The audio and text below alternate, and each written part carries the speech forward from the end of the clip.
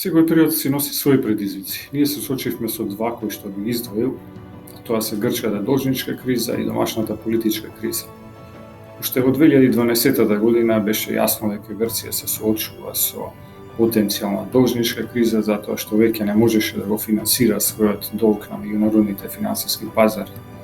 Бидејќи тоа можеше да предизвика негативни импликации и кон Македонија. Знаете дека Грција беше во тој период можеби најголем странски инвеститор во нашата економија.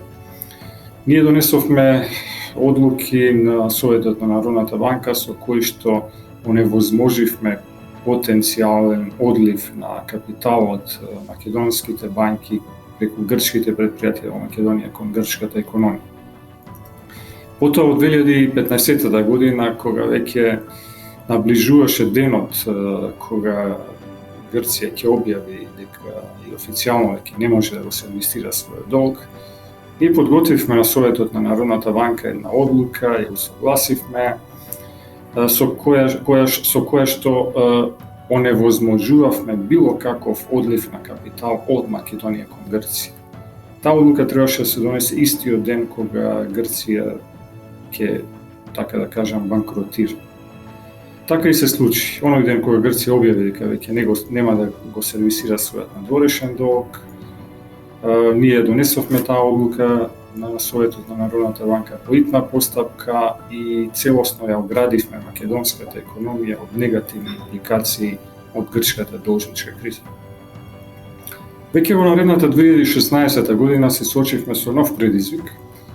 Тогаш имавме домашна политичка криза, протести на улиците, а сето тоа некои неодговорни јавни личности и политичари се обидува да го злоупотребат, повикувајќи ги граѓаните да ги повлекуваат своите депозити од банкарскиот систем.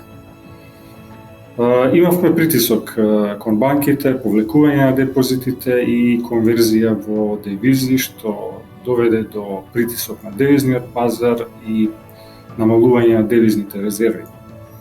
Веднаш реагиравме решително со конкретни мерки. На крај ја зголемивме и каматната стапка за 0,75% и со сите тие мерки успеавме да ја смириме ситуацијата, да покажеме дека владееме со ситуацијата и дека нема простор за загриженост. Сето тоа траеше околу 40 дена, пошто дојде до враќање на депозитите и подобрување на состојбите на девизниот пазар. Девизните резерви во наредните месеци се вратија на пред тоа кризно ниво. Со ова покажавме дека навистина Народната банка действува професионално, независно, решително и секогаш води сметка за заштита на националните интереси.